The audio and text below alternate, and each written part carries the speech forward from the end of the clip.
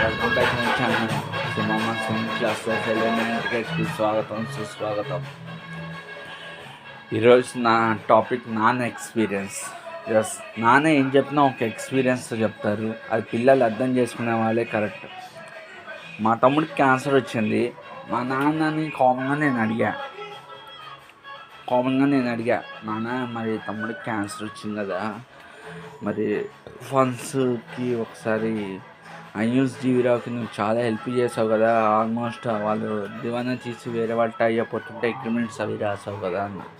వాడేం హెల్ప్ చేయడరా అన్నాడు. సరే నేను ఒకసారి కాల్ చేస్తే I will make a call అన్నాడు. Okay, I will make a call అన్నాడు. సరే అని చెప్పి ఒక 1 అవర్ తర్వాత కాల్ వచ్చింది. అదే 2 times నాకు కాల్ వచ్చింది ఆయన దగ్గర నుంచి. కాల్ చేయాలని తెలియదు, I will make a call అంటే మర్చిపోయేవాడిని. సరే అండి అని రిటర్న్ గెట్ బ్యాక్ కాల్ వచ్చింది. ఇంకోసారి కాల్ వచ్చింది.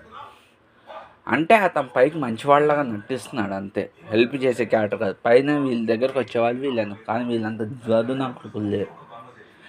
ఐన్యూస్కి మార్కెట్ లేదు, ఏమీ లేదు. పాపం మా నాన్న అగ్రిమెంట్స్ అవి రాశాను, నేను అక్కడికి వెళ్ళి ఆ డాక్యుమెంట్స్ అవన్నీ తీసుకొచ్చి ఇవన్నీ చేశాను. ఒక మనిషి ప్రాణం కన్నా అవుట్లోడ్ ఆడే గేమ్ మైండ్ సెట్ ఎక్కదు. వాడు అవుట్లోడ్ మంచితనంగా నటిస్తున్నాడు అంతే, వాడి ఫేస్కి ఏ సీను లేదు. ఆ సీన్స్ లేని ఫేసులకి హెడ్ రామోజీ ఫిల్మ్ సిటీ. అక్కడ పనిచేసే స్టాఫ్ని మాత్రం నమ్ముతారు. చాలామంది బోగ్గాలన్నారు, కష్టపడి పనిచేసే వాళ్ళు అదురుగా ఉంటారు.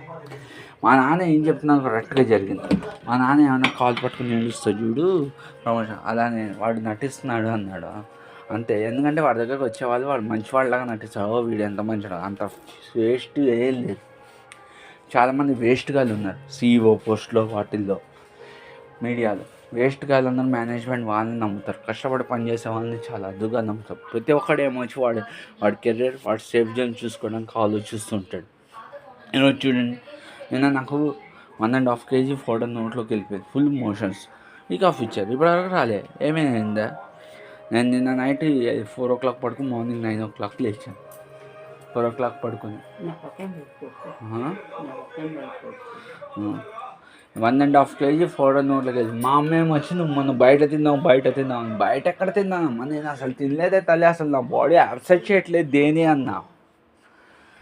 టోటల్ 16 times మోషన్స్ అయ్యాయి నిన్నటి నుంచి కంటిన్యూస్గా. మా అమ్మని నువ్వు బయట ఎక్కడ తిన్నా, నేనేం తినలేదు, మొన్న ఫోటో టైప్స్ అయింది సాటర్డే రోజు. ఫోటో టైప్ సి అయింది. ఫోటో టైప్ సి చేస్తే గట్టిగా నేనేం చేయడం, మావాడికి కొంచెం గట్టిగా కొట్టాడు దాన్ని. మొత్తం ఫోటో అప్పుడే కదా మాస్క్ తీసాను, బాగా చెమట పట్టేసి మొత్తం నీరు అయిపోయింది ఫేస్ అంతా. చొంగకారి అటు పక్కకు వస్తే చూడడానికి ఎంత చండాలంగా ఉంటుందో అంత చండాలంగా ఉంది. సరే మనం గట్టిగా వాడు కొట్టేస్తే ఇంత 1.5 kg ఫోటో నోట్లోకి వెళ్ళిపోయింది, ముక్కుల్లోంచి నోట్లోంచి. 3 daysగా నేను ఇబ్బంది పడ్డా. టోటల్ 16 times రిటర్న్ అయింది నాకు. తండ్రి ఏం చెప్తున్నా కరెక్ట్గా అని చెప్తాను, ఎందుకంటే తండ్రి చాలా ఎక్స్పీరియన్స్ కాబట్టి. మా నాన్న ఎంత కరెక్ట్గా అయిపోయాడు తెలుసా. మా నాన్న చెప్పినవన్నీ జరిగాయి ఇంట్లో. 2 proofs పెట్టాం ఒంగోలు కళ్యాణానికి. వాడు ఒక మాట అన్నాడు, వాడు ఎంక్వైరీ చేస్తాడు, చెప్పిందే లాస్ట్లో అది తారాజోకి వెళ్ళి పెద్ద గొడవలే. దాంతో మా నాన్న ఏమన్నా చూడు కాల్ పట్టుకుని ఏడుస్తాడు ప్రమోషన్. మా నాన్న చెప్పింది, మా నాన్న ఏం చెప్తే అది జరుగుతూ ఉంది ఇక్కడ. వాడు మంచివాళ్ళలాగా నటిస్తాడు, అనిపించాడు. 2 times అలా కాల్ చేయించుకున్నాడు వాడే కాల్ చేయాలని తెలీదు అని. చాతకానోడు అక్కడ ఉన్నాడు, చాతకానోడు అగ్రిమెంట్ చేయించుకున్నాడు, మ్యారేజ్ రిజిస్ట్రేషన్ సర్టిఫికేట్స్ చేయించుకున్నాడు. మళ్ళీ నేను మంచోండి. ఇప్పుడు అవన్నీ బయట చేస్తే 50-60 వేలు. అది కూడా నేనేం డోనర్స్ గురించి అడిగాను, ఫండ్స్. వాడిని అమౌంట్ అనుకున్నాం, వాడు మంచివాళ్ళలాగా వాడి కర్మ అనేది రిఫ్యూజ్ అవుతూ ఉంటుంది. చాలామంది వేస్ట్ గాళ్ళు ఉన్నారు. వేస్ట్ గాళ్ళనే సొసైటీ ఎక్కువ నమ్ముతుంది. 80%, 20% ట్రూ గాళ్ళు ఉంటారు. వాళ్ళు ఏం చెప్పుకోరు, సైలెంట్గా ఉంటారు. నేను ఎవరిని కించపడదామని, ఎవరిని అవమానిద్దామని వీడియో చేయట్లేదు. నాకైన ఎక్స్పీరియన్స్ సొసైటీ ద్వారా చెప్పుకున్నాను. ఇలా బయట మేము అమౌంట్ సెండ్ చేస్తే అమౌంట్ ఇస్తాము, ఫాలో చేస్తున్నామని వీడియో చూస్తే మీరు నెంబర్స్ పోస్ట్ చేయకండి. వాళ్ళు మిమ్మల్ని డబ్బులు అడుగుతారు, నన్ను డబ్బులు అడిగా నేను చేయనని చెప్పా. ఒక ఆల్మోస్ట్ 30 lakhs వరకు అప్పయింది. దేవుడి దయ వల్ల స్కూల్స్, కాలేజెస్ మంచి వాళ్ళు కాబట్టి మేము ఎలాగోలా కాపాడుకుని మా ప్రాణాలతో బయటపడ్డాం. Cancer is too danger. అది ఎవరికి సొంత శత్రువు కూడా క్యాన్సర్ రాకూడదని పైన దేవుడిని కోరుకున్నా. వీడియో నచ్చితే లైక్ చేయండి, సపోర్ట్ చేయండి, ఛానల్ సబ్స్క్రైబ్ చేసుకోండి. మీరు ఇంకోలాగా అనుకోండి, మేము ఎవరికి హెల్ప్ చేయలే. మేము అందరికీ హెల్ప్ చేసాం. ఎటువంటి కీడైతే మేము ఎవరికి చేయలేదు.